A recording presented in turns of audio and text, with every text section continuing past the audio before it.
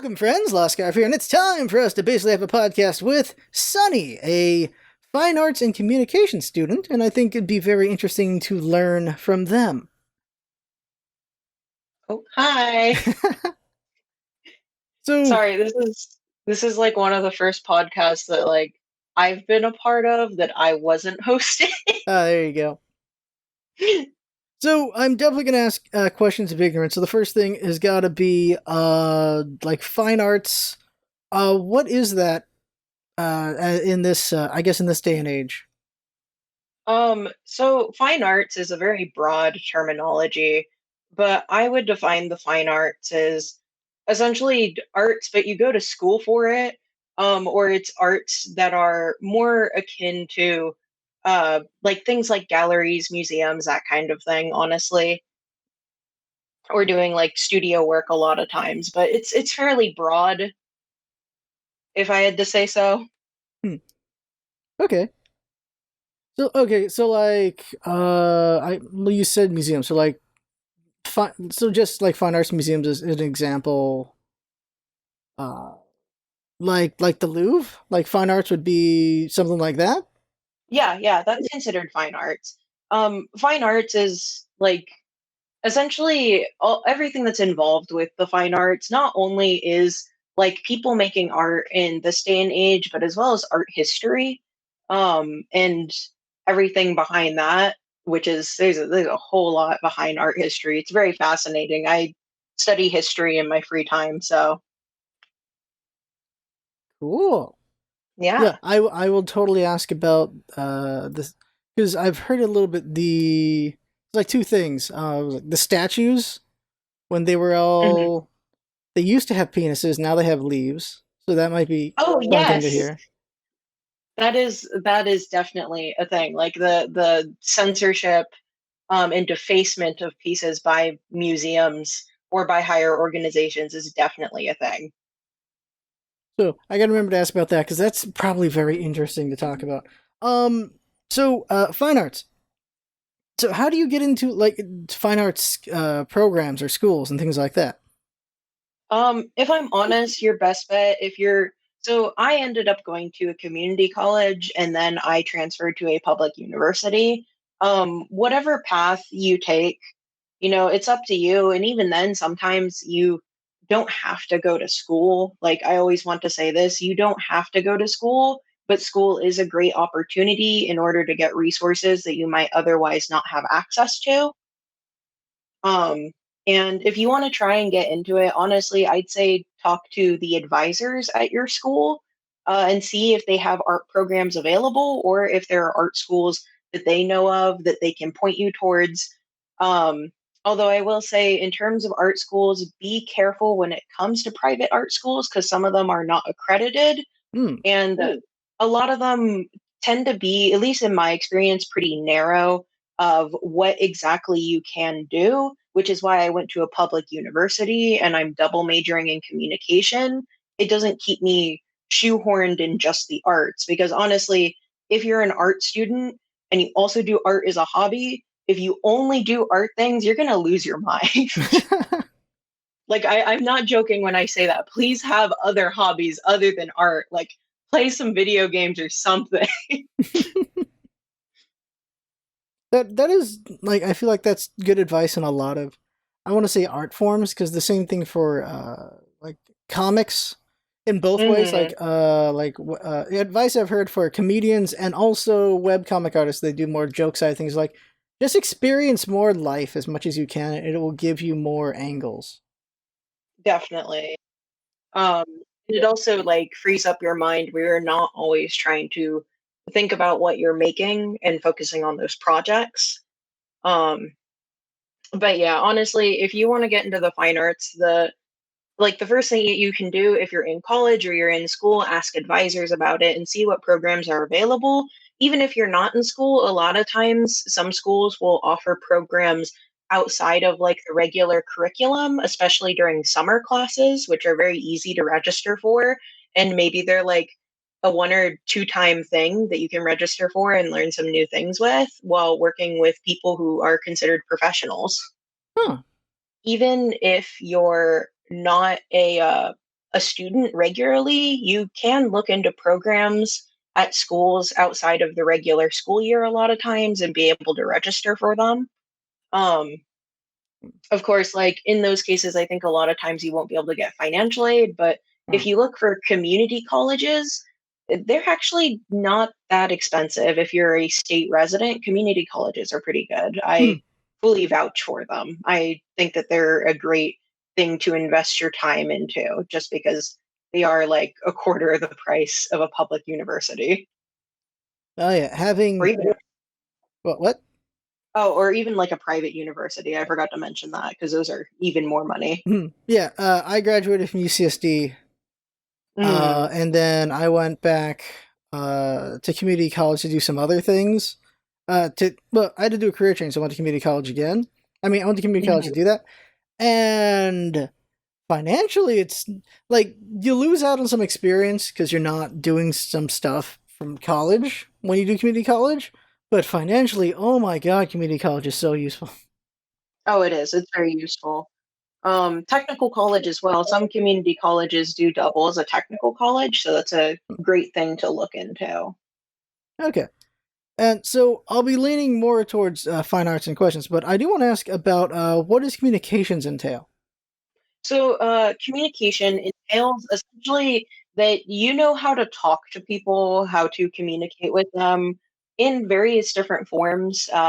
Communication can look a lot like public relations. Hmm. Um, Sometimes it's intertwined with marketing as well, but not the same exact thing because marketing is more towards the business side of things. And as well as politically, communication is useful if you do want to get into politics. So it's basically the art of being able to talk to people well and get your point across. Hmm. Hey, so communications would go well with like poli sci or management kind of thing, Oh, definitely. or even Now, teaching, right? Like, definitely, I hmm. would say honestly, communication is a pretty useful thing for learning, like essentially learning how to work around socially. Hmm. Because I'm using communication and fine arts, which is a pretty common combo. Okay. Um, and I am using it more towards thinking about how to communicate. Like, I want to do public relations in that I'm communicating with the public as well as communicating within the fine arts. Oftentimes, there are organizations or galleries or those kinds of things where they need someone who does communication to be able to work with other people outside of that business. And given that I am also an artist, I do pretty much like I don't understand all artists, of course, but like I do understand artists. And I can also understand the public and what like essentially their own fascination with the arts is because the arts are severely underfunded in terms of like let's just say in like public cities and such. They are pretty underfunded and people want to see more of it, but it's more of a convincing of like, well, how do you do that?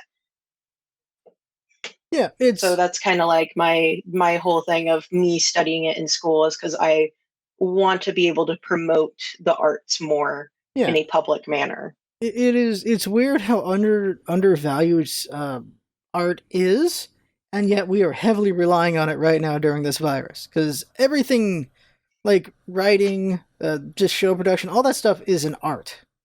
Yes, And it's it just really like is. we're devouring so much content right now to be entertained. Like that is all art. That is all things that need to be worked on. It's just different levels. Just not everything's just paint on a canvas.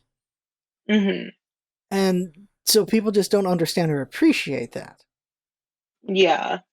Um, and another good point that I would like to bring up too is like I said before, you don't always have to go to school. School isn't for everyone. It's very expensive and very much so taxing on like your physical and mental being.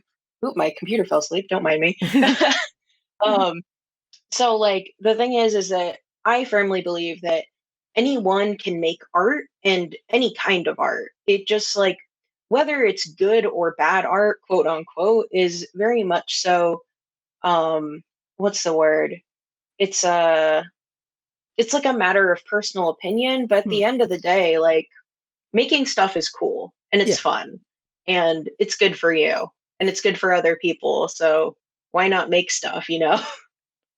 Yeah, because there's an interesting talk about art when it comes to like if art wasn't important, why would cave paintings exist, right? Like they're Hmm. busy trying not to die out there back in the day, and they still did cave paintings. Like there's some value to it that's always existed. Hmm. Like there's oh shoot, I'm gonna forget the name. Like there's those cave paintings in I think France. Yes, yes.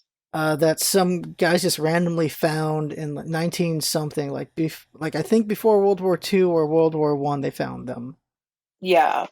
And it's just so interesting just to find this huge cave of paintings. Like, yeah, these guys were just they try not to die, they're trying to survive, and they did paintings. And what's so interesting is a lot of paintings are a handprint, Hmm. which is just something that I think every kid has used their hand to draw at some point. Yeah. So it just feels like it's something that's very within us. Yeah. Is Very, art. very intuitive to people, definitely. Just because we've seen how it's evolved over time, and how it's evolved is really quite fascinating. Because, like you said, we have the cave paintings. We also have like ancient artifacts that we found, and like other art forms from like the Greek and Roman periods, and then onwards. Um, Although I will be honest, a lot of the fine arts are pretty Eurocentric, Mhm. and I personally need to educate myself more on arts in terms of like Asian arts and other countries as well that aren't Europe, you know, like the Middle East, Asia, US art, because the US was founded so late. I'm over here like, and that's also technically Eurocentric, Western centric. So, True. um, but in terms of like the ancient arts in Asian countries, I find that to be fascinating. But a lot of programs don't really focus on that. They focus very much so on the Western side of things, which is like cool, but you know, sometimes I want to see something a little different, Yeah. not just like one little tiny part in the museum where it's like, oh yes, this corner is for this Chinese vase, and then that's it's Right. an exaggeration, but it's an example of what a lot of museums that have like tons of different art often do. Is that they tend to be very Western centric, and then they have like a small part is maybe like dedicated to Asian arts. Although I know Seattle specifically has an Asian art museum, so I'm like, okay, we got a whole museum. Yeah, because I'm thinking of so I'm you're in one corner, I'm in the other. I'm down in San Diego, and so Hmm. we have a bunch of art, a bunch of museums, and there's a big fine arts museum. And I'm thinking that it's a lot. It's a lot of Western art, and Hmm. there's giant Western art sections. There's a couple more newer art, and then there's like one section for Asian, and then one section for like Latin, and just way Hmm. smaller sections for the other countries. Well, it's very much aggressively Western. Just thinking about that, yeah, that's very true. Yeah. Um, and just thinking about the history of museums as well, it's very well known that people who ran museums oftentimes did take things without permission. They stole things from Oh, uh, other countries and such. This is very much so known. Or things that were taken as like novelties when trading was like a huge thing in, I want to say like, oh shoot, maybe like 1700s. If my brain is thinking of like the timelines right, I study history, but I can't remember dates. I Hmm. just remember very specific things. But in terms of like, it's interesting to see like how westernization has affected a lot of museums and galleries, and also talking about the issue of Orientalism, which is a huge thing in art history. Of like essentially, it was all like dudes from Europe who were making like just like weird fetish art of like the Middle East or Asian countries. Like, wow. yeah, it was like it was like this whole. power fantasy to them and like Hmm. this idea of colonialism. So that is something that is quite prevalent within today's museums, not as much so as it was back then, but it's definitely something that's rooted in it. And there are some museums who have been creative to try and actively work against this. So a museum that's actually on like on in Seattle, sorry, is called the Burke Museum, and they try to actively work with the indigenous communities as well as other communities of color in order to actually get permission to show, their culture and their art and keep it preserved, but also be able to give it back to them. Because a lot of these pieces have uh, ceremonial uh, ceremonial purposes, Hmm. and so they will take back, their artifacts. They will use them for whatever they want to use them for, or they keep them themselves. And it's like a contract based thing with the museum, which is something that I think is very good for other museums to look at in terms of working with other communities and not just taking things, because that's a huge issue that we've had. Yeah, because the instantly thinking I was thinking of the British Museum because that's chock Hmm. full of just well they took things from everywhere. That's why it's such a big museum. Yeah, yeah, definitely. So, Or it was like it was donations, but those donations came from rich white people who had bought or taken those things. Like, um, it's very like the whole entire like conversation around museums is very complicated, and I personally enjoy museums because I like looking at art. I'm in the fine arts, but I do need to understand that there are some like bad rooted complications behind a lot of it. hmm. So a question I have, I'm curious what you think. Why is it for like the layman? Why is more photorealism more impressive to them than abstract? Or like they pay more attention to photorealism than they do to abstract art? Mm. So, um, let's see, photorealism versus abstract art. So for me, like this is hard because I personally don't care for abstract art. And I will say that the reason why is because I don't understand it, and that's fine. Like it's okay for me to not understand it. Yeah. And I feel like for a lot of people, that's why they undervalue it. Hmm. Um, Now for me, I'm like, I'm not going to tell someone what their art is worth. Like, oh, art is worth something. They made it. And there's something behind it. Like, it doesn't even have to have an exact meaning. It can literally just be like, oh, I just wanted to make this. That's cool. Um, but I think a lot of the general public does prefer things like photorealism, like paintings and all that, just because it's something that is understandable, like on a surface level, a lot of times. Hmm. Because they'll look at a landscape and be like, "Ah, yes, that's a landscape," but they look at a piece that's like paint splatters. Um, they'll be like, "Hmm, I don't really get this," and I mean that's fine. You don't have to get it.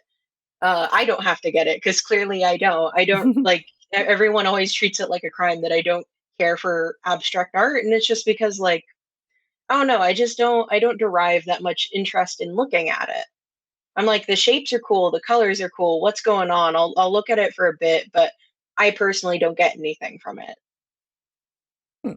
Hmm. Very much the same. I've never really been a fan of abstract art. Like there are people who are just they're all for it.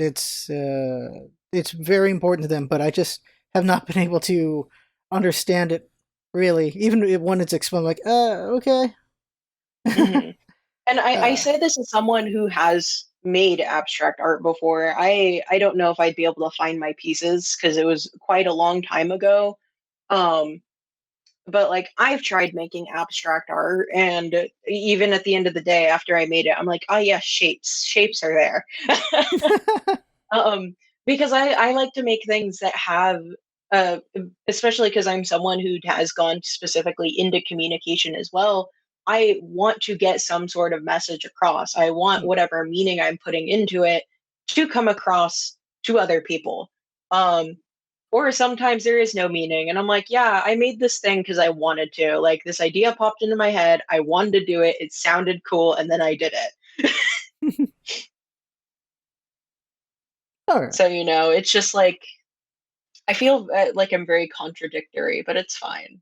Art's complicated. It's not easy. Yeah. What is a person but a bunch of contradictions anyway? hmm I'm just going to sip some of my cold coffee. There you go. So a different question, I guess, is it might answer itself is just the art of uh, practice, practice, practice. Of what am I trying to get here?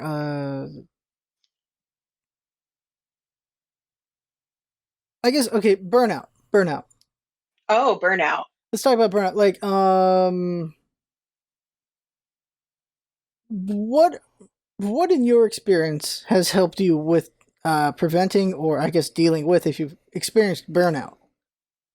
Okay. So I frequently deal with burnout. And a lot of times it happens outside of my classes because with classes, a lot of times you are very pressured to meet a deadline because you need to get a grade. Hmm. Um, like I have made big projects within a week just because like I finally figured out how to do it and then I did it and I burned myself out a bit afterwards. Um, and I'd have to say, like, a lot of my burnout occurs actually outside of my art classes when I finally have time to rest. Where I'm like, oh, yeah, I'm going to draw something in my free time because I do digital illustration for fun. Um, and then I end up not doing it. And like, I'm busy, like, looking online, watching YouTube videos, or, um, or just like playing games and stuff and just trying to, like, I guess, soak things in instead of creating, which a lot of people might think that that's bad, but it's like, you can't always force yourself to create. Um, and if you're really not feeling it, you're not going to be happy with whatever you make. I will say though, in order to get better at things, you do have to practice. And that's just the hard truth of it is like you do need to practice something. It's just that like you don't have to practice all the time. You can take breaks, you can take time for yourself to be able to soak things in and then return back to it. Um, but at the same time, this is coming from the perspective of someone who does this mostly as a hobby. Like I do fine arts in school and like those are my deadlines and like that's my whole portfolio and more professionally based. But then art that I do for fun is much more lax and maybe occasionally I'll take commissions. And even then I rarely do because they take me forever to finish them. Just because I like to take things at little chunks at a time, which is something else that's helpful in preventing burnout is like taking things in smaller chunks if you have the time to do so, or rather giving yourself that time too. Like if you want to do this project by a certain deadline, then schedule certain chunks. You'll be like, okay, I'm going to work on this part and then I'll do this part and I'll do this part, and it could be maybe 1 or 2 hours at a time, or it could be less than that. It could be like 30 minutes, whatever fits your schedule. Okay, all right. But yeah, in terms of like recovering from burnout, all I gotta say is like just, let yourself take some time. And when you're feeling at least a little bit up to it, then try to make something. And it doesn't even have to be amazing. It could just be like a sketch, a doodle. You could literally just draw a stick man and be done with it and be like, yes, I've done something today. There it is. So with when you make art, what are the stages for you? Um, so for me, it does depend on what kind of art that I'm making because my fine arts degree specifically does entail, it's called IVA or interdisciplinary visual arts. Hmm. Um, so for me, if I'm doing either sculpture work or I'm doing drawing or like somewhere around that realm, a lot of times I start with thumbnails and drafting. So I'm figuring out like I'm brainstorming, I'm figuring out kind of what I want to do. And pulling more ideas together to make a more cohesive project that I actually want to work towards. And then when I've done drafting, then it's like sketching or prototypes, especially if I'm doing sculpture work, because I want to make sure that whatever I'm doing does actually work. Um, and like I've made sculptures out of, let's see, cardboard, out of found objects. It's called assemblage. Hmm. So that's like kind of an experimental stage, a sketching phase where you're more of like putting together the larger picture. And then there's like the refinement period. So like if you're drawing, you're like laying down colors and then you're shading and refining that more. If it's sculpture, then it's me like putting things together and like really making it work and coming up with the actual object or project. Um, I also do like I like to study photography as well. With photography, I know a lot of people are gonna hate me for this, but legitimately, I just shoot whatever I want to do, and then I just lightly edit it, and then I'm good. I'm done. Photography is like something I let myself be more lax in because I just like how it looks. I Hmm. like that I can take photos of things and I don't have to draw it. I don't have to really make a thing. I just take the photo. I make it look a little nicer and then it's done and I'm happy. It's a much shorter process for me. And there are photographers that take a lot of time into editing as well as composition and everything else, which I have huge respect for. I'm just someone who likes to wing it with most of my stuff. Um like I like to play around with things and figure it out and then at some point I'm satisfied with it. So, like, random aside, when I was in college, I took a photography class, and I had a Hmm. photography professor who just like he was really famous. I had no idea who he was, but his whole thing was people are like pictures are truth. And he's like, no, pictures are lies. They're exactly what the photographer wants you to see and Exactly. believe. It was like, huh, wow, it's interesting to hear it that way. Hmm. So just quick saying that. What was I want to say? Some technical things.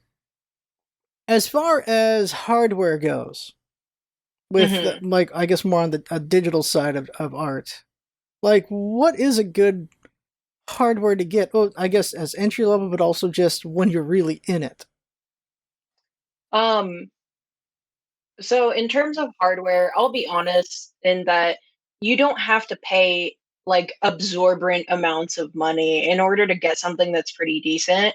And I say this as someone who's like I'm kind of a cheapskate. Like I'll admit that straight up. I don't have a lot of money. A lot of artists don't have a lot of money. Yeah. Um, so like just know that you don't have to pay a crap ton of money in order to get hardware. I will actively speak against Adobe because personally I think that their subscription model is I garbage was gonna and ask about that. I don't even like their programs. They're not even that good. They're always laggy for me. I'm just spewing my Adobe hate now. They're always laggy for me. I have to pay money every month for them. Um like I just don't like their programs. I've been wanting to try their competitors' programs, which is Affinity, and at this point, I'm like, Hmm. I might as well just buy them so I can have like a nice photo editor for when I occasionally like to take photos. Um, but in terms of like illustration programs, right?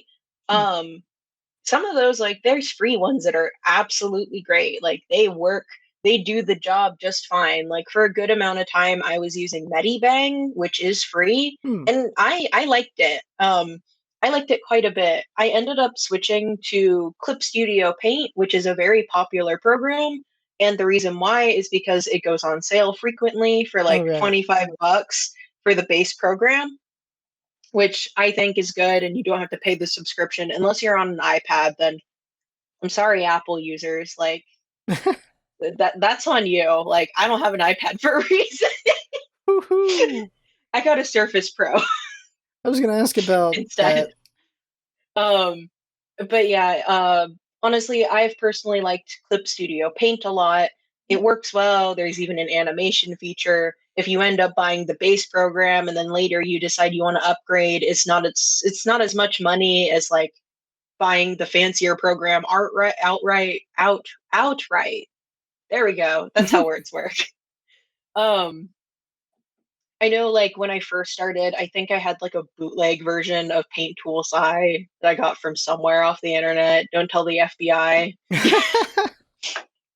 Um, oh, but like drawing tablets, right? I know that screen tablets are all the range, right? Yeah. Like I mentioned before, I have a Surface Pro, which I like a lot. And honestly, the iPad is also good if you want to do on the go drawing. Like both of those are like kind of similar in price range depending on what you get. And they both work nicely for drawing digitally if you want to do that. Hell, some people even just straight up use their phones, which they are using like their tiny like 5-inch screen, and that's so impressive. Yeah, that's me. That's what I do. You know what? I'm impressed because I can't deal with drawing on my phone. I can't do it. It's too tiny for me. Hmm. I don't like it. I need more space. I need so much space that I have like a 19-inch Huion tablet Woo. that I haven't set up ever since I moved back home because like I'm too lazy to take it out of the box. It's fine though. Wow. um but my first tablet was actually a non-screen tablet. It was a bamboo Wacom tablet, which I believe they don't make the version that I have anymore, of course, because it's very old. It's like I want to say I got it when I was like 13, so that's at least 9 years oh ago? god, that's like yeah. Well, I'm 22 now, Yeah. so that's yeah, 9 years ago. So it's pretty old, and I think yeah, they have like a newer version. But yeah, you could just start with like just a little non-screen tablet and you can get some for like $30. They are not that expensive, which is Huh. fantastic. There are lots of different companies as well, other than Wacom. Like Wacom is considered top of the line. However, there are more competitors now. And if I'm honest, your best bet is honestly just to look at reviews of the tablets to make sure that they're of decent quality or something that you want and then decide from there. But yeah, like I've seen tablets for only $30. They're kind of small, maybe the size of like a small sketchbook or something. But like it's a decent size. It's a little bigger than a phone, which like I Hmm. said before, if you're drawing on a phone, props off to you. You're stronger. You're stronger than any soldier I know. Wow. Wow. Woo. I will take that. I'm taking that one. Taking I'm being controversial, don't mind me. it. Oh dear. Like, cause the only two names I heard, uh, like 10 years ago to now, or even maybe even further back than that, was Wacom and Cintiq. Those were the two names I always Hmm. heard. Yeah, I'm not familiar with the first one, but Cintiq is that is a tablet specifically made by Wacom. So Wacom is the company Oh, behind it's the them. same thing. Okay, yeah, Wacom's who I'm talking Yeah, about. So they're okay. They're just the yeah. same people. All right, okay. I thought there were two companies. I'm gonna get hit for that. Oop, Oh no. it's okay. I don't know all the companies either. It's All right. fine. I know like I know of Wacom, I know of Huion. There's another one that I honestly can't remember the name of, but apparently they're actually quite good for drawing tablets as well. So, you Hmm. know, there's lots of different companies now that exist that make drawing tablets. And I'd have to say my personal favorite has been Huion, just because like they've been able to make things that are honestly cheaper than a lot of Wacom stuff, and then I get something bigger like I have a 19-inch Huion tablet, and Hmm. that cost me at the time since it was newer. I think I bought it about 2 years ago. Cost me like $400, like on a Wow. Black Friday sale. For Which is 19. Wow. yeah, it's huge. Sometimes I Ooh. just use it as a second monitor and I watch movies on it. That's the other thing. Buy yourself a giant screen tablet. You can just watch movies on it. Though be Nice. careful because it will heat up sometimes. Hmm. Like it'll get pretty warm. Because there's no fan in that. Hmm. It's just beaming the brightest light it can. And you're like, Oh yeah, dear. be careful. Don't burn those out. Ooh, yeah, you would not want dead pixels. No, those Ooh, are I think I've already gotten a couple like in a corner, oh dear. maybe. It's also like kind of old, but I've also moved around quite a bit with it, so that's probably my bad. But Okay, good that's to know. that's my own not me taking good care of the things I buy. It's fine. It still works perfectly fine. Um, I use things until they break, honestly. The way to go. Yeah, that's how I live my life. And yeah, honestly, unless you want something that's like I will say like tablets are a good thing to get if you want something that you can take places with you and it's portable. Um, I like those. I've tried both the iPad and I have a Surface Pro. They're similar in terms of performance, honestly. Okay. It's just if you want to do other things, I guess probably the Surface is better. I'd say if you want to like a good like general computer that also you'd be able to I know like a big thing I don't care for with Apple is that you can't expand the memory on those, and that is like Oh, a huge pet peeve of mine is not being able to expand memory if I need to. yeah. Um but also like I have like Microsoft programs on it, so when classes are in person again, I don't know when, but when they are in person again, I can use it for classes, There you go. which is what I did before all this happened because I bought it. I think I bought it like around Christmas time for myself. Uh, Are there ever like Yeah, deals that's when I for bought it. art students with Deals for art. tablets, or no, or like funding or anything, or no?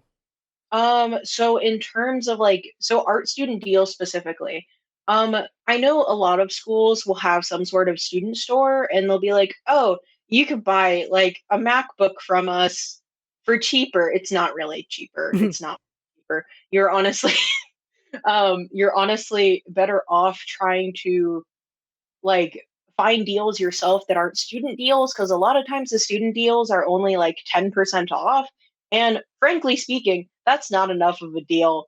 I don't have money and like I don't want to eat ramen all the time, so at that point I would have to say like look out for like larger sales done by companies like look at sales at like Best Buy or other tech companies. Sometimes even the companies themselves that make the products will have sales on their websites.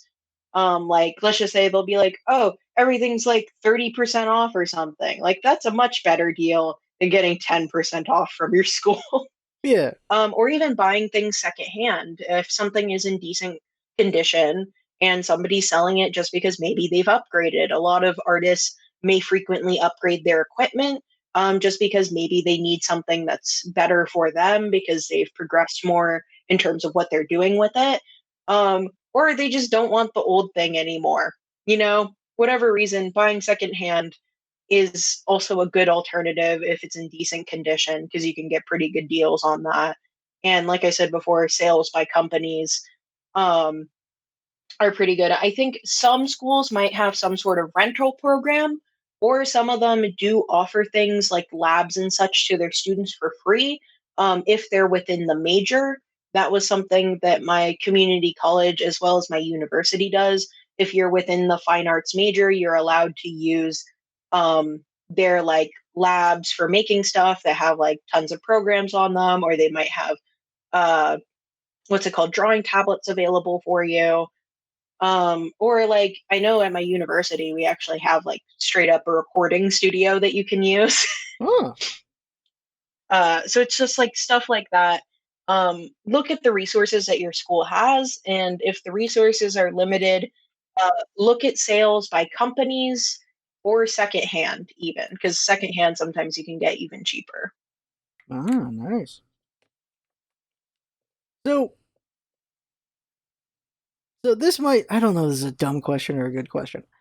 The importance of, is important to have like a lot of different brushes and tools, or is just knowing like maybe one or two tools and brushes really well? Like,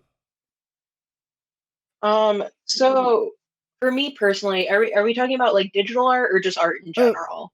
I assume art in general you really care about. Okay, I guess both, because like art in general, there's like special, there's like a dozen brushes whenever I see an art Hmm. kit, and I'm pretty sure those are like for specific things because it's kind of important for specific like lines and textures when you're doing actual physical painting.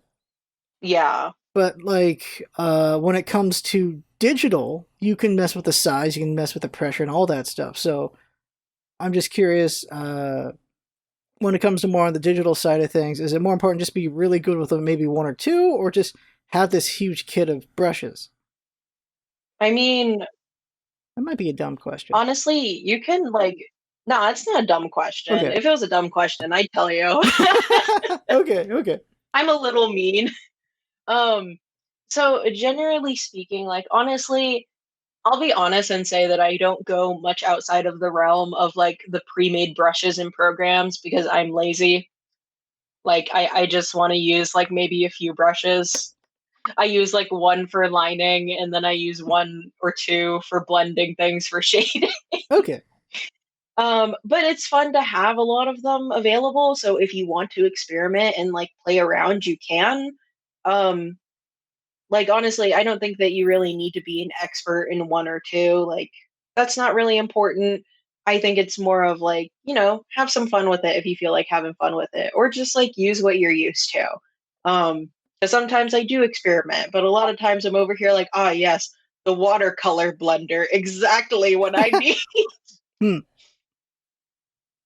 Um, And in terms of like physical painting or physical materials, I will admit I don't know how to do oil painting. Specifically because it's so expensive, I've never wanted to learn. I had a friend who took an oil painting class. They spent $500 on supplies. And I saw that and I was like, Ah. $500 on supplies that like doesn't last me for at least a few years. I don't think I want that. Yeah. Because they used it within like one quarter. Of course, they were actively doing projects, but it's one of those things of that was like I haven't learned that kind of thing because it is very expensive and I'm not rich like point blank. So I would prefer to stay with like digital painting. Yeah. I have learned watercolor though, which watercolor can get expensive, but it's also affordable a lot of times and much more easily replenished, I will admit. Like acrylic painting and watercolor painting are not as expensive as oil painting, which now I've gotten into the subject of different kinds of painting instead of talking about the brushes. Like, Which is still I good. actually have a jar of brushes on my desk. All I know is that some of them are bigger than others. And I'm like, yes, this will work for the thing I want to do. And then, Hmm.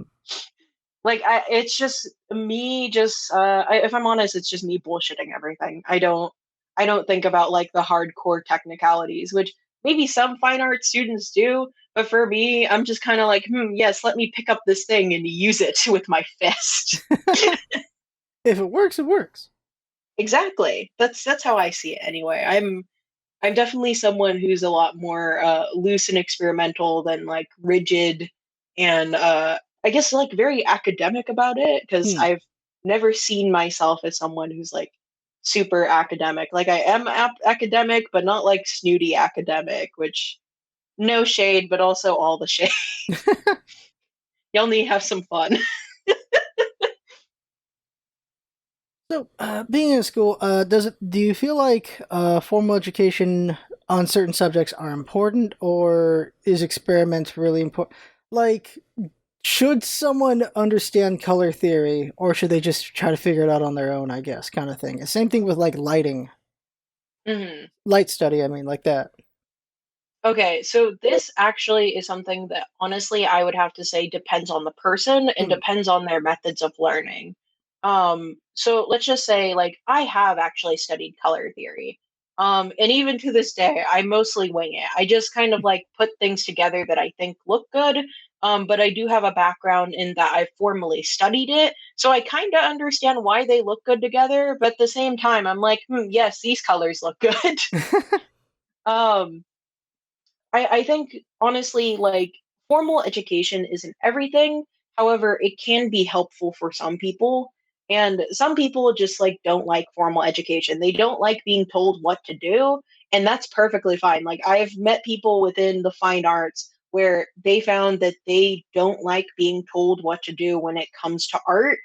In formal education, a lot of times it's kind of rigid in that they want you to follow a certain path in order to learn new skills, which you can learn those skills on your own. It's just you're not being guided by someone who has kind of like gone through all of it, and also like you're paying them. So, Yeah. um, so it's rather like, are you someone who likes to be taught with guidance, or are you someone that likes to be taught in terms of learning on your own?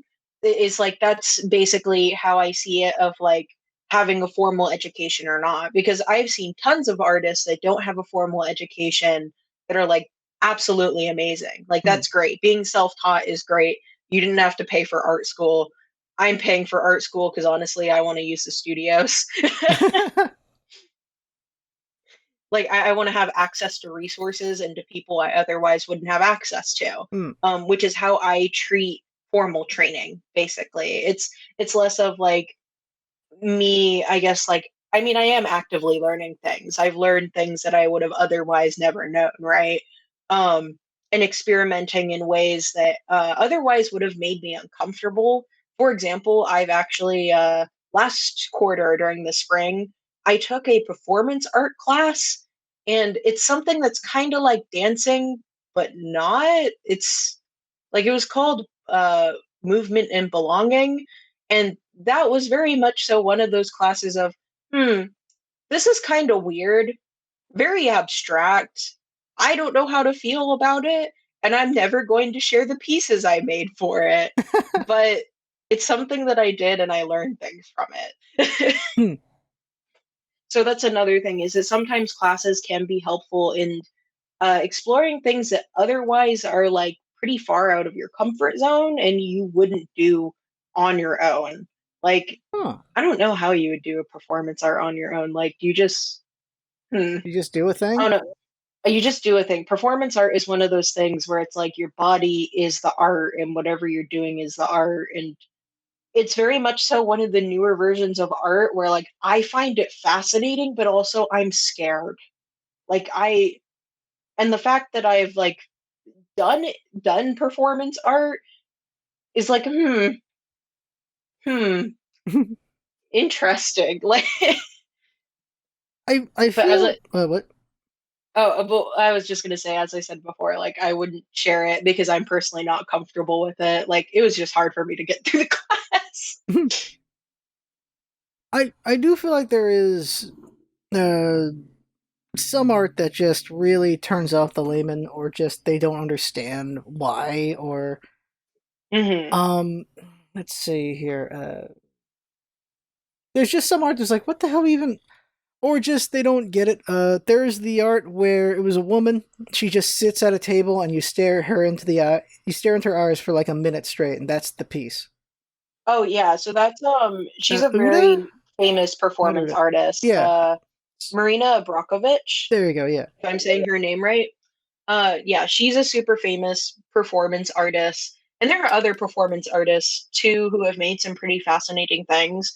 Um, but performance art definitely like is involved with your own body in a way that like dance, you are actively like you choreograph, you're putting on a performance, that kind of thing. Like it's all predetermined. Performance art a lot of times is predetermined, but whatever is happening in that moment.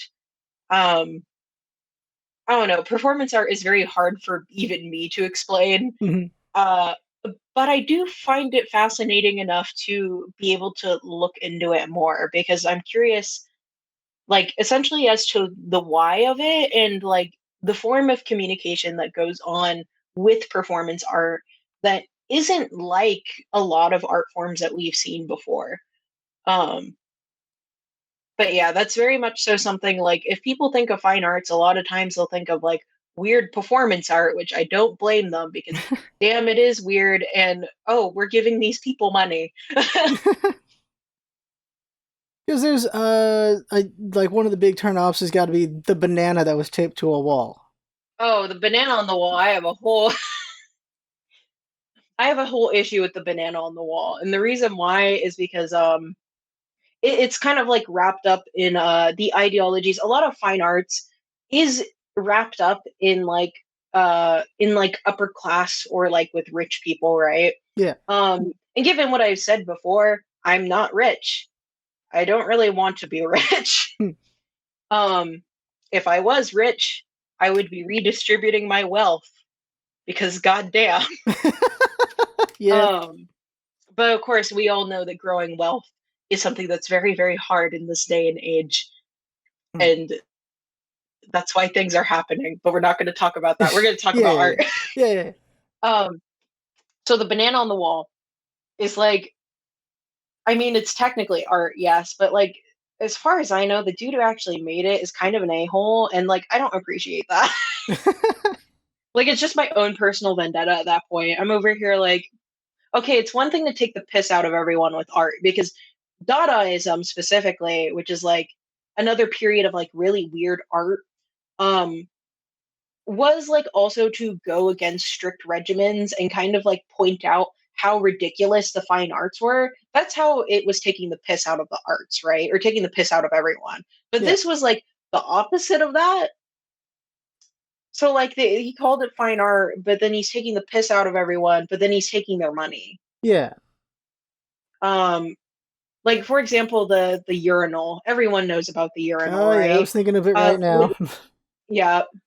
Um it was by I can't remember who it was by, but this artist was someone who did Dadaism, and essentially with that, um, he was like so. I think at the time the gallery was taking more submissions from people who maybe weren't specifically people who were upper class, and it was due to the fact of I think they were trying to recover from the Great Depression at that time. Hmm.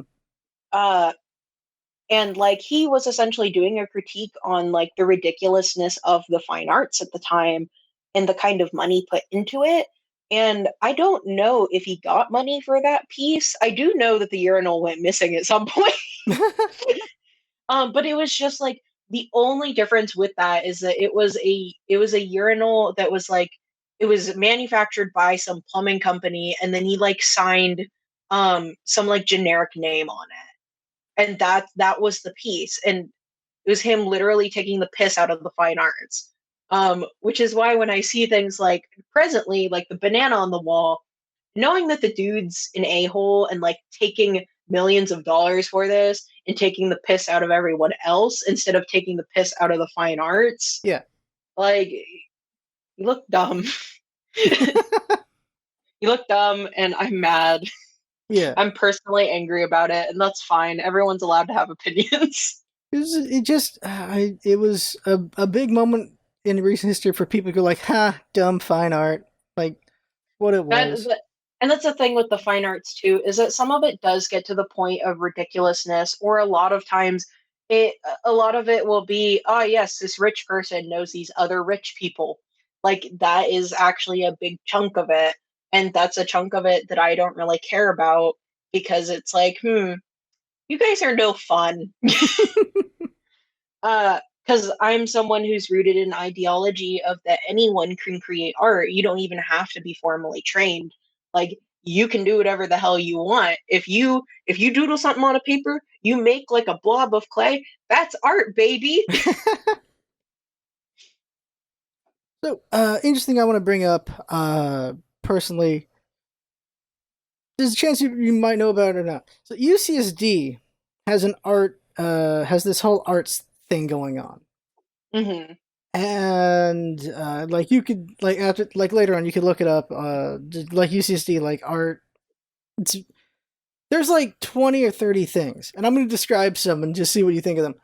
So there's just art pieces all over the campus. It's a huge campus. It's like its own Hmm. little town. Well, one thing real quick is I went to Six College, which had a thing called the CAT program, which was all about culture, art, and technology. I had to spend a whole year arguing, like an entire year long class of just arguing what is art, which was so fun. But they have all these art pieces there, and there's art pieces like there's just a giant chair, and that's the art piece, or Hmm. Another one is there's three trees. They're called the singing tree, the talking tree, and the silent tree. There are these metal trees. Two of them are in the forest, in the campus, and then one is in front of a library. And the silent tree is in front of the library. There's a tree that just does singing, just plays singing, and another one that just talks. And it'll just be like random poems or speeches or whatever, or just someone just going at it. Mm-hmm. Like those are art pieces. There's like a mini Stonehenge in another place is an art piece. Like this is across the campus, just random art pieces. And there's one where there's like a house, a straight up house is built on top of like an engineering building, and it's half off the building. So it's just a funny thing you can see. Mm-hmm. Another one is let's see, what is it? There's a giant stone table, like it's really long, and it's just got quotes written into it. It's a big, I forget what kind of, it's like a green stone. It looks really cool. That's another one. There's so many. There's one that's seven deadly sins, seven virtues, where it's neon signs. It's a square building, and there's neon signs at the top of it. And this is actually where they do like seismic tests for one of the classes. And so it'll say like pride will flash, and then it'll turn off, and then it will flash like some virtue on top of that. Like it's just seven of them. So on different sides, it shows these different ones. Mm-hmm. And there's so many more. I can't think about the time for the time. Oh, there's the giraffe catchers. There's literally these just there's just metal poles in the ground, and then they jut up, and then they just put nets across them from one pole to the next, and we just call them the giraffe catchers. And like I don't know what the art is for that one. There's a giant library, which is very much in brutalist style, where it kind of forms like a giant pearl. But from that thing is what we call the snake way, which is just a snaking path that leads from it to just one of the directions. And in it, they have like Alice in Wonderland, a giant Alice in Wonderland book, and it is the randomest thing. It's just a bunch of random art pieces across the place. Mm-hmm. And I don't. I just want to see. What do you think of all that? I guess. I mean, personally, that sounds cool as fuck. Mhm. Oh, sorry. Am I allowed to swear? You are now. Look, Unbanned for my crimes. PG-13 movies are allowed one F word. So Okay, so I can say one F word. Okay. Um, that sounds cool as hell. okay. Um, so in terms of, are you asking me like what I consider to be art? More just like, what do you think of a campus that just has random art all over the place? I guess. I mean, honestly, I think that's fun. Even my campus has things like that. I know my community college actually, the sculpture class that is hosted every spring does this thing where across campus, groups of students make huge sculptures Oh, and place them about the campus, and it can be whatever they want. Uh, just hmm. as long as they have the skills to be able to do it. Like if you wanted to weld a giant metal man, like hell yeah, you can do that. Just make sure you take the welding workshop so you know how to use the tools without burning your hands off. Oh yeah, that'd be important. Um, but like honestly, having art around publicly, I think is really good. Like even if it is like random stuff, it's something that's interesting to look at and start a conversation about. And especially in terms of like large sculptures take a lot of work. they they take a lot of work, they take a lot of money, and I think it's great when people are able to do public installations because then lots of people get to look at it and maybe they like it and maybe they hate it. But at the end of the day, like it's neat. I like looking at those things, personally speaking, and I'm happy that the person who made it got paid for their work to get it installed in such like a visible area basically where you Hmm. know that people are going to see it. Uh, because I feel like at the end of the day, a lot of art is created to be seen by other people. Not all of it is, of course. Like I said, I've made pieces that won't say see the light of day, just because I don't care for them. Mm. Um, but like ultimately, a lot of art is meant to be seen, or maybe unseen, if like that's something that you were going Uh, for with your piece. But that's like a whole nother topic of abstract. I just remember there was a cool one called the Haunted Staircase. It's like seven Ooh. floors staircase. They painted it over eventually, which is unfortunate. Because they eventually had to remake the building. But it Hmm. was 7 floors in the staircase where people just drew what they wanted to draw. Oh, fun. So there was a lot of it feels very abstract in a way, but it was just people doing just drawings or whatever they wanted. It was a lot of very like more I guess rebellious art, I would say. Like Hmm. something like kind of like a chair kind of thing, and like inspirational Yeah. quotes, things like that. It was really cool. It's called the Haunted Staircase because it's really eerie in there, but it was really cool having all that art. A different random fact about UCSD, just talking about my college all of a sudden. Got the Big Pearl Library. It's very brutalist. Uh, it's huge, but it houses a lot of the original work of Dr. Seuss, or his real name was Geisel. Hmm. So you can see just all of his original stuff, which is really cool. Just it's just preserved there. It's just nice to see.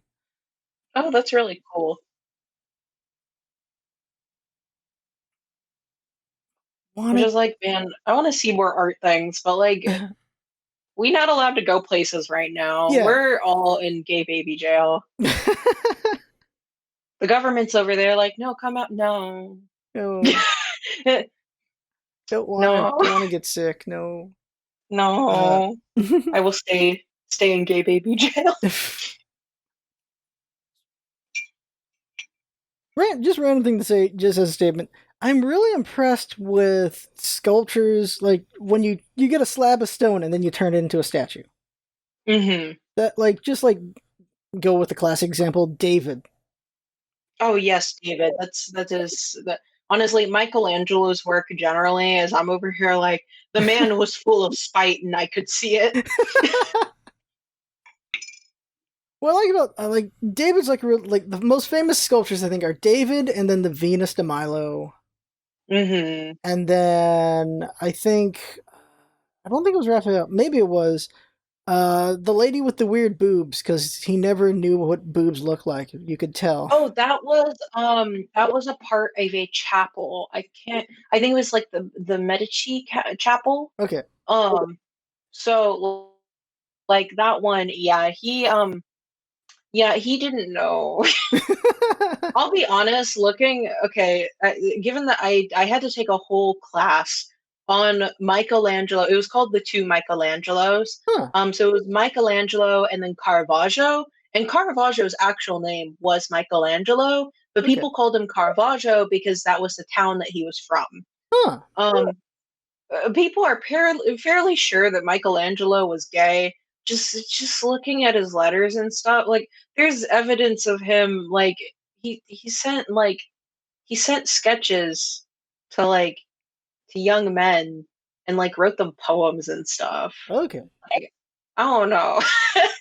'Cause- So if you need a reason as to why like he didn't really know how to sculpt sculpt boobies, that's a part of it, but also because of like I think a lot of times like having female nude models was actually considered like very bad. Like it was hmm. considered not okay to have female nude models, and if you did, oftentimes those were, I believe they were prostitutes most of the time, Okay. just given like those the social norms at the time. Okay. I can't remember if it's just him, but like there's also paintings where it's just they're definitely the paintings of dudes, and they tried to make them girls because they didn't know how to draw women. I don't know if it was still Michelangelo or just other artists from those times. It might have been other artists from those times. I know Michelangelo also was very much so focused on like essentially that the masculine body was like the most beautiful body as Okay. well as the most godly, just because he was pretty intertwined with the, I think it was like the Roman Catholic Church. Um so that was like his big thing, is like he was obsessed with the beauty of the human male form, Okay. because he considered it to be the most godly form. Wow. Um, yeah, that was like his whole thing. So that's why a lot of times with work that you see of his, like you see that he's like I know that he did like the Sistine Chapel Hmm. stuff. He did the ceiling and then he did the wall. I can't remember the exact terms right now because my brain is soup, but it's fine. But like a lot of times if you see like where he paints clothed women, like those look good. So I'm like, like a lot of times they just look muscular, which is it's beautiful. I Okay. will say though, with the wall, which is one of the last pieces he did before he died, a lot of things in that one was actually changed. One of the big things that was changed is that there was actually like a male couple who was kissing, and then it got censored. Oh, Like it just got taken out. wow. And I'm over here like, fascinating. And we all know that Michelangelo was a very spiteful man. He was full of spite. He lived quite long for the time, and he was just full of spite the entire time, and I can't really blame him. I would Wow. be angry as hell too. Yeah. Just random dumb thumb. Like, wonder how much of a pain in the ass it was to draw on a ceiling. Oh, it was he wrote about it like in his journals. Okay. He hated every second of it. Wow. 'Cause I feel like, He absolutely hated it. because I feel like now you would, I don't know, you would draw it regular and then you would make it the ceiling. Like you would just crane it over as the ceiling. Yeah. Um but yeah, those pieces honestly are like they're amazing. And like uh but again, like I was talking about how like money being tied to the fine arts. In this case, it was like, the church was for the most part running the government. Okay. Uh and like they were taking money from the citizens in order to fund projects like this or fund the wealth of their priests and such. So that's Really? like another big thing that you have to think about in terms of the fine arts, is that the fine arts were originally rooted within churches a lot of times, the churches or the wealthy. um so that's something that's like a fun little history tidbit. Yeah, because that's the thing where, like, I feel like younger or just people who don't know, they were like, why would you pay someone to draw things? And it's like, commissions have been a thing forever because, like, the Medici's paid for a lot of art, didn't they? Yes, yes. Commissions have been um a thing. Like, I'm gonna be honest with you, art history is just Bible fan art half the time. I love that. Like, I've heard that joke before. It's like, you don't want me to put my anime fan art in here, but all you want is all you teach me is Bible fan art. So what the hell? Yeah, actually, the fan art thing in terms of like colleges. So a lot of colleges will be like, no, you can't put like the anime fan art in here. Partially because a lot of teachers don't like cartoony styles, which Hmm. honestly they need to like remove the stick from up their butt, because like it's still an art form. I'm still gonna draw anime. You guys can't stop me. Yeah. um but also fan art, legally speaking, so this is a big thing in terms of like looking at art colleges and such, right? Hmm. If you're Okay. going to be formally training, you have to understand that the reason why they don't let you put in things like fan art, like in terms of your professional portfolio for the school, is because legally, due to copyright, they Hmm. cannot use those pieces to promote the school. Right. And a lot of times they will make you sign a disclaimer that essentially says that you give permission for your work to be used as promotion for the school, Okay. which that doesn't really sit well with me a lot of times, just because I'm over here like, wait, I'm paying you to be here. So why aren't you paying me for this advertisement? And they're like, well, we're Right. teaching you. And it's like, so that's a big thing also, is if anyone is considering going to an art school, be very aware that like that essentially that the school is allowed to do with your work what they will. Like they can't claim that it's theirs. However, they can use you for promotion Yeah. a lot of times. Like some schools are better where you can actually deny that. My community college was like that. So Oh. if you wanted to say, no, I don't want my work to be used for promotional reasons or to be shared like publicly outside of this class, you're allowed to not sign the form. and it won't get shared, which is Oh. honestly, I think that's something that more schools should do.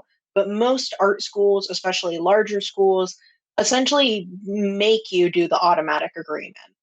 Um, so that's something to be very aware of in terms of like your own, essentially like your own rights when it comes to your art, because copyright is definitely something that's tricky.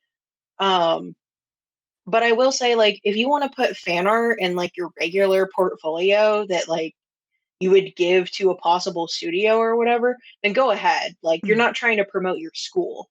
It's just that's the reason why the schools don't want it, which sucks. But I just draw my OCs all day Yeah. anyway, so it doesn't matter to me.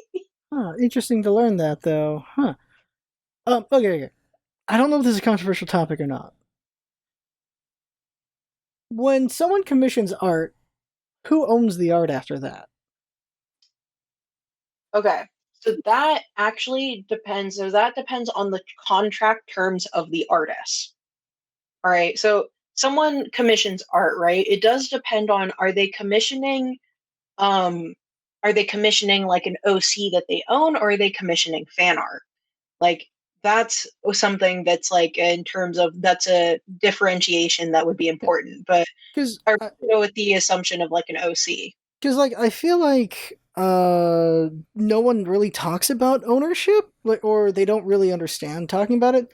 Because just Hmm. like on Twitter, someone just sees someone on Twitter, they like how they draw, so they ask them to just do fan art of maybe something that like maybe like Sailor Moon or something. They ask them to do fan art of it, and then they're like, okay, the fan art gets drawn, and then the person who did the commissioning might post it up in the future, like, hey, check out this awesome art that I commissioned, and the artist can get like really mad, but like, what are you doing reposting my art? And so it becomes a Hmm. question like, who owns the art then? So I would have to say, at the end of the day, it's the artist that owns the art. And the reason why is because they are the creation source of it. Hmm. The commissioner is only giving money. They're paying for a service. Um, so like, let's see. So then, I'm trying to think of like a good example of like something outside of art to yeah, kind of compare this to. Um, but like, okay, so just real mhm. quick, so just as a base given, then the artist is the artist. So then it's only the commissioners if the commissioner specifically asks like, well, I'm paying you for this, that then it becomes mine. I would say, like, it does. So a lot of times I would say this is an issue of like joint copyright, Okay. as well as the copyright terms that the artist specifically gives. So let's just say if someone commissions you, right, and they want to use it for like merchandising, Yeah. you need to draw up a contract for that and essentially like be like, okay, are you going to give me a stipend for this, or am I going to be getting a percentage of like the proceeds that you get from selling this merch? So in that case, it technically belongs to both people, Okay. because someone else is selling it to make money, but they did have to pay an artist first, and at the end of the day, that artist created it, um, and do deserve the proceeds from it. And I would have to say, even with commissions, like, it technically belongs to both parties. Hmm. However, the ultimate ownership lays with the artist because they're the one who created it. And maybe I'm biased because I am specifically an Yeah. artist and I actively practice art. Mhm. But I would have to say, like, let's just say if somebody commissioned me and like they it was like fan art, right? And then they reposted it and they didn't give me credit for it, even though that this fan art could get me more exposure and more clients. Basically, I would be upset because I'm like, hey, why are you sharing this work that I made for you without giving me essentially some of the quote unquote revenue? Mhm. It's rather like a common courtesy thing. Now, when it comes to something like an OC, that's a little different because a lot of OCs are usually designed by the person like who commissioned you, or it's like an adopted that they bought from somebody else. So like they bought a design specifically from someone, and there are copyright terms within them buying that design, that now that design is theirs, right? Mhm. The adoptables, right? Um, yeah, adoptables. So then at that point, it's like that's a little different because that is something that is already owned by that person. Um, but the art, like let's just say if they commissioned you, you gave them art and then they claimed that was their art, then that's not okay because they didn't make that. Maybe they made the OC, but they didn't make the art. Hmm. Um, so yeah, copyright is definitely one of those things that's pretty tricky, and I personally need to read up on it more. But in terms of like what I know of it, like now, like of my very base understanding of it, as well as my own personal experiences, is at the end of the day, the artist is the one who has the most power in that situation because they were the ones who created it. They're the ones who like put it out, basically. Okay, but there are like contracts where it's just the commissioner wholesale owns it. Like say a Hmm. book writer, right? Like they Yes. commission a cover, and then it's like, all right, this is all mine. They of course had to pay the artist a good amount for that, Yeah. and even so, there might be, well, I guess, a credit in the book saying he's the one who drew it, right? Like, Hmm. Which in that case, that is definitely that falls under the copyright of like the commissioner completely or mostly bought the rights to that piece, and they are allowed to use it in that way. yeah, because I'm remembering talking to like webcomic people where the one guy was like a writer, like he could not draw, but he's a good writer. He's like, find an artist that you know can be consistent, and you make a contract together and all this stuff, and make sure you concretely hammer out what they own and what you own and all that stuff. Yeah. Because that's like a big thing when it comes to contracts and working, especially in like a freelance nature, of knowing exactly what your rights are in terms of copyright, and as a commissioner understanding what those terms are and respecting those terms, because you don't have to commission someone if you don't agree to their terms. Like nobody's forcing you to commission this person, which is why like I would say maybe if you don't like somebody's terms, then don't commission them. Like some artists maybe don't care if like you reposted their art without credit. Like I don't know a lot of artists who are like that, but some artists are like that. They don't really care. They're just like, I made it. It's like it's yours, whatever. Whereas other artists have specific terms of like, I want credit for the work that I've done. And that's usually because they want to be able to get more of an audience or more revenue or more clients. Going after So another yeah. controversial topic. Um, how do I want to word this? Like, I don't, not about tracing, because I feel like, okay, opinion on tracing is good for learning. It's not good for selling because, well, you're tracing someone else's work. Like, I feel like that should be obvious, but I don't think everyone, Yeah. it's obvious to everyone. Hmm. The one that's where it's weird is referencing. That's where it gets weird for some people, I Hmm. feel. I feel like like, there's also the layman who does not understand how art freaking works, where they Yeah. think everything comes just from your hand. You don't look at anything while you're drawing. It's like, what? No. Where they think Who referencing cares is art? cheating. Yeah, where they think referencing is cheating. Like, what are you talking about? At some point, my brain realized I could take pictures of myself as my references, which is Yes, so useful. absolutely. Um, So in my opinions of referencing, yeah. referencing is good. And if you're going to do any sort of formal training too, you are referencing things. There are times where in order to reference something, I was told to specifically trace something. Now, of course, I'm not selling this thing, it's for learning Mhm. purposes, right? Yeah. Which tracing for learning purposes is perfectly fine. Like people are like, oh, don't trace ever. Like, no, if you wanna get a like a good understanding of like basic shapes and stuff, and maybe eyeballing it isn't doing it for you, just trace the thing. You're fine. No, but the art people aren't going to knock down your door and be like, "Oh, you tracing a cat." Oh my god. Yeah, I think it's not artists themselves. It's the laymen's who don't understand art who are the ones who go after you for that stuff. Hmm. And I mean, at that point, it's just like I'm just over here like, do you make art? No. Okay, then stay in your lane. Stay in your lane. Like, Stay in your lane. Mind your business. stay on your layer. Stay on your layer. Yeah. Um, well, So I would have to say references are very good. I have frequently used references in order to make my art better. I've referenced myself, I've referenced other people, I've referenced like photos and stuff. There is no shame in referencing. It is perfectly fine to reference things.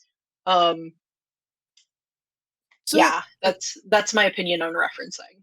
so there's a question of this thing called heavy referencing, which is weird. Like this is more of a con thing where Mhm. he's due to a con selling art, and he's just basically redrawing some famous comic book artist's work.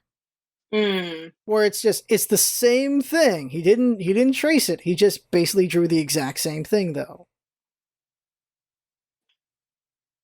I would have to say, I think I have seen people like that before, and I'm like, I mean, by all technicalities, it is art, but at the end of the day, I'm like, I'd have to say I don't personally respect that just Hmm. because they're not putting forth their own creativity and their own voice in what they're making. Yeah. And honestly, it just rings kind of hollow. It's very much so something that sounds like somebody would do specifically for money.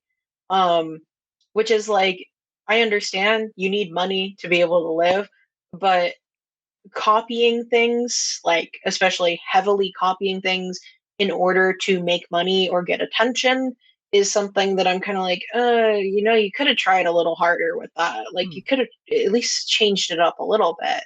Because that's the thing is like in heavy referencing, it's like you're not putting yourself forth.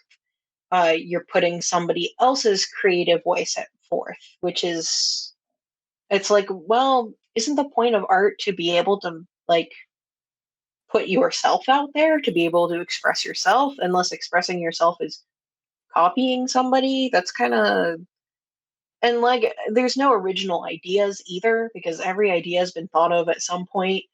um but I'd have to say, like, if you look at something and they're very clearly copying something that's very very famous, it's one of those things of like, you do draw influences from somewhere, but at some point you have to branch off and be able to be your own person.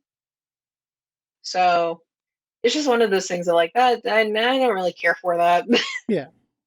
Uh, this might be nebulous, but I feel like with that quote, if there's no original ideas, I feel like there are. It's just it's original to you because you've just never experienced it till you have, or Hmm. you've never considered till you have, or you subconsciously have seen it, but you just haven't really had that moment with yourself. I guess.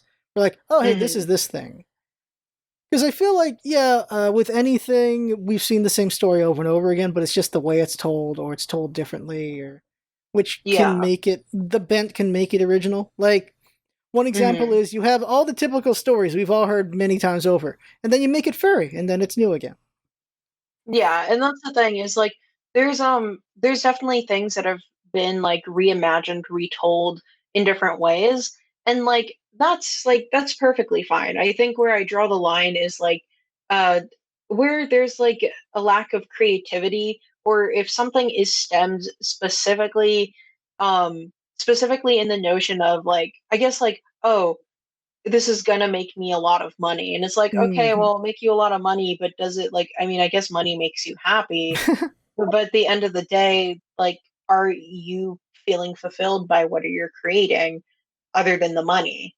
Um, because I've had like in terms of me working on my art, I've had to step away from like money making aspects of it a lot of times because like thinking about the numbers or thinking about making money off of it and not getting money from it or not having numbers from it has like hurt me emotionally, mentally. So I've had to step back and just be like, I mean, if someone commissions me, they do. If not, I'm just gonna keep vibing. Like this Yeah, is why usually I pick up part-time jobs or I'm like going to school, so I'm like being trained formally or I'm focusing on other classes. So I don't always like I'm not always thinking about that realm. And not everyone can say that like they don't have to think about those things because there's a lot of people where like they do need that revenue. Like in order to live, they need to make that money. yeah. And so being able to say like, well, I can step away from it is because I'm someone who has different things that I can go to other than art to make money. Yeah, because she was like, people gotta eat. Like, there's weird. I don't. I think it's more people romanticizing art than people who actually do art. Of when they get mad when you sell out if you make a bunch of money Hmm. while doing art. It's like, you want me to eat or not? Yeah. Like, people gotta eat.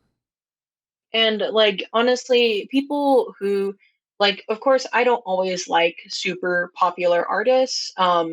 And a lot of times I don't really care for their styles because I find that their styles aren't very interesting to me. Like they're still skilled at the end of the day. Like these people do have skill. They have a market to be marketable too. Like Kimi I Chan. just personally don't care for I love how you quietly mumbled that. And I'm like, that's a whole other realm of problematic, but Yeah, yes, it is. I don't want to go all the way into it, but I'm like, yeah, we're not going off on that. But if we're talking yeah. about like popular artists in general, there's a reason why that they have the market that they do. Hmm. Um, whether or not you agree that that's like that's a good market or not, or you really care for their art style or not, is like, well, you're not the market, and like people are paying this person for it. They have bills to pay at the end of the day. I will say though, like in terms of like if you do get to a point of like being able to make lots of money off of your art is like honestly, I just have to ask like, make sure that you're doing good things with that money. Because there are a lot of artists that don't make a lot of money and like there are a lot of people who need help. So if you have that extra money, I would say like, redistribute it or donate it. I mean, that's just how I see things though. Hmm. And I'm someone who doesn't really make a lot of money and I still do things like that. Like I actively buy merchandise from artists and I'm promoting their work and I'm promoting their commissions. And occasionally I'll buy commissions if I have the money to do so. Yeah. So it's like it's one of those things of like I'd have to say is if you do get to a point where you're in your career and you're making a lot of money off of it, uh honestly, like do look into supporting the community that supports you. Um, because at the end of the day, that's all you have. You know, Yeah. everything could come crashing and burning the next day, and the only thing that you have is the people around you. So why not foster that? Why not help people? Because if you, I guess, like in terms of like if you're thinking about karma, right? Like good karma oftentimes is met with good karma. Yeah. And that's not always the case because sometimes, bad things happen to people and nothing really can be done about it. But I'd say, like, definitely, like, just be a good person. Just like, just be a good person, Like, please. the way I've always put it personally is because I don't think karma is, because karma really doesn't feel like it is, I'll say, perfect, or any, Yeah, definitely not. there's no perfect morality. I think it's like there's plenty of really shit people who have a lot of money and have like a really great life, and you just, it's like, ugh.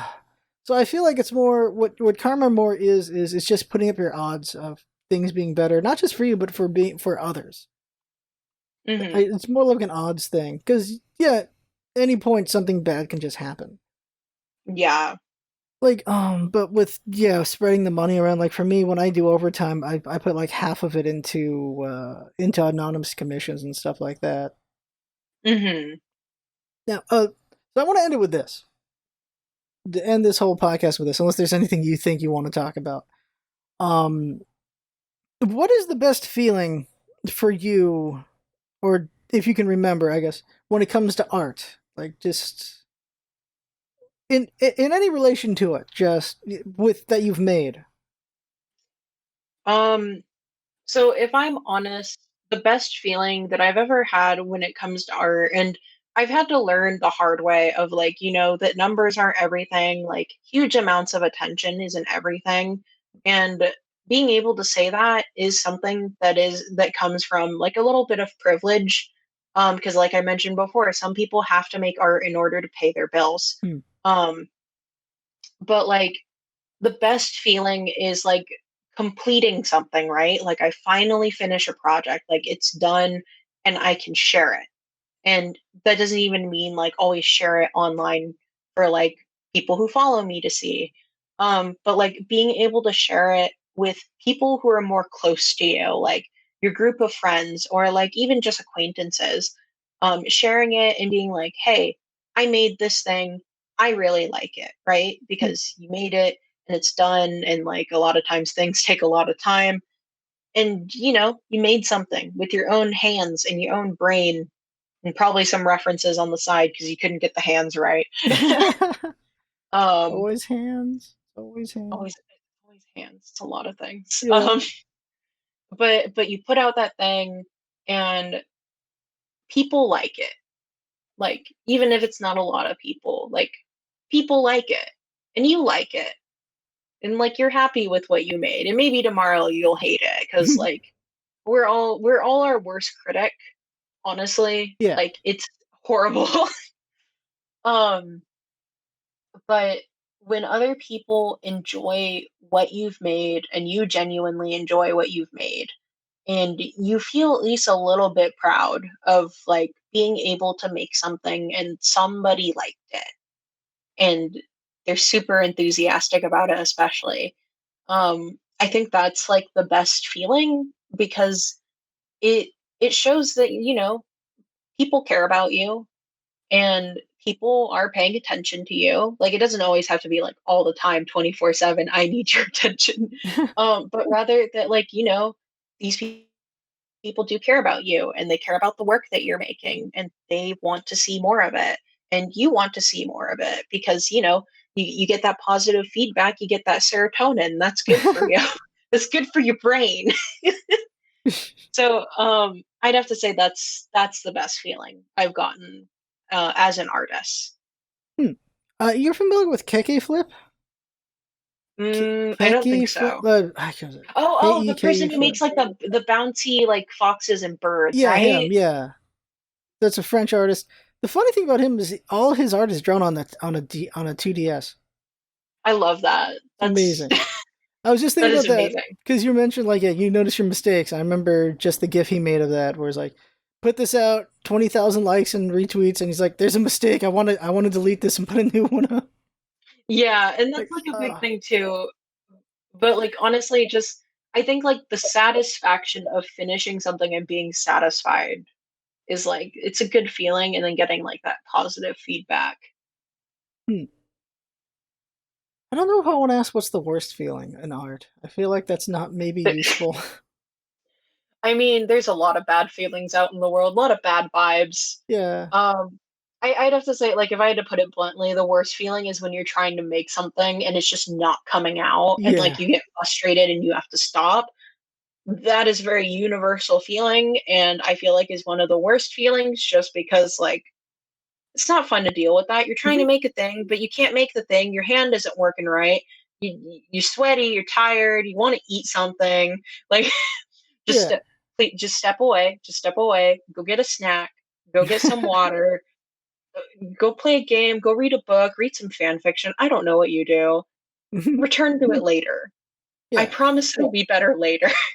And if it isn't, try something else. Yeah, I know that feeling. I've had drawings like I have this really cool drawing. Like, wait, I can't translate this idea whatsoever. I'm trying. I can't. Well, there goes that.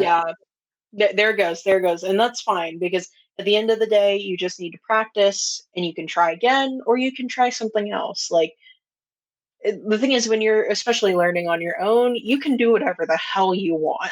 Yeah. Nobody's telling you what to do. And if they are are they your mom? Are they your dad? Even if they are your mom and dad, they're not making the art. Yeah. Just Like, watch somebody's gonna be like, wait, my mom and dad make art. oh, like I think for me, the best feeling was um we had an intern and they just and when I'm at work there's downtime I just draw and they noticed and like oh yeah and I tried to hide it like not too late they wanted to see it and they're like oh this is good like I'm like really and then I just show them another piece and they like that one and they like the next one like oh I came to the realization I'm really starved for appreciation. Appreciation is good. And honestly, Scarf, I like your art. I Thank think you. it's very cute and I appreciate the Kirby's a lot. Yay. Yay. Yeah, was before the virus hit. right before Hmm. it hit, someone's like, "I want to commission your Kirby's." I'm like, "Oh," and then I just cried. I'm like, "Oh my god!" And then the virus hit, and they're like, they can't afford. I'm like, "That's fine. It's fine. I already got the high emotion of just someone wanting to in the first place." Oh yeah, there's an emotional high when somebody tells you they want to commission you, and you're like, Yeah. oh no. Oh. And yeah, but like, I was fine because I have a job, so I'm good. Hmm. Now, that's a fear I've had is just I gotta end this already, but there's so much consumption of creative stuff right now, but it's also all those creative people can't work right now either. It's Hmm. or they can't get paid because it's either like maybe comedians or actors or there's that where they can't go work, but there's also for artists, even digital artists, where the people who would commission them they don't have a job right now either. Hmm. So there's just this huge trickle down I feel from the quarantine and everything that's just hurting a lot of people, and it worries me about a lot of people's livelihoods. That is a downer note to end on. Shoot. Yeah, well, let me try and bring it back up. Like so my own dad, he works within theaters, right? And he Okay. cannot work. He's like a theater manager. Huh. And of course, in order to be a theater manager, you need to have plays and stuff going on. You need shows going on. Yeah. Which in this current time, like you mentioned, it's not possible. And there's a lot of people who have lost their jobs where regularly they were buying from creatives, but now they can't. Um, because finances have been clamped down or like they're barely surviving themselves. So I guess like at the end of the day, I'd have to say like if you're able to and if you're able to help other people, even if it's just a little bit, even like you can even do things for free. You can promote people. Um you can like talk about their work and like share them, right? Yeah. Because then that means that there's more of an audience for them for when there maybe is some money available that could come to them. um but honestly, I'd have to say during these times especially, like we only have each other. That's the thing, we only have each other, so we need to be able to help each other because I mean, let's be honest, especially like with the current situation in the US, it's very clear the government isn't going to help us. Hmm. They have their own intentions in mind, their own quota to fill. So at the end of the day, like you need to take care of each other and you need to protect each other because that's all that we have left at this point. We're losing a lot of things, we're losing a lot of people. So, like, just care for one another. If you can support a creative right now, and like I said, even if it's just a little bit, even if it's just like a little bit of money, maybe it's like a couple dollars, that's still more helpful than nothing. And when I say nothing, I mean like just completely like straightforward. You're not paying attention to what's going on. You're not even sharing things of what these creatives are making. Um, because a lot of them do need that exposure. They need that exposure and they need the money, and other people need money. So, care for people, give when you can, and wear your heckin' mask for God's sake. That's a good message. That's real good. Yeah, So I think it's a good message. we'll end it here. So where can you be found? You can be found on Twitter at oh dear God, get it up. Okay, at Sunny underscore straw baby like B no A B Y. BB. Yeah, BB. straw baby. Like it'll be. That sounds like an accent, straw baby. Star Um, BB. it'll be on the screen, and I'll have Okay. links. I'll have in the description. I'll see you're at. You found anywhere else? Like I don't know. Like oh, you have a website, I do have a a website. That's where Weebly. I put most of my illustration work. Okay, Um, I'd have to say I'm mostly active on Twitter. You can just use that as a disclaimer, is that's where I'm most active. I do have an Instagram. I don't really use it. same. I keep forgetting to. I have a toy house account because I have lots of characters that I make. So occasionally I update that, but I'm not really like active in terms of like talking to other people. I just Okay, kind of like use it for my own organizational purposes. all right, I'll need you to just link me that one.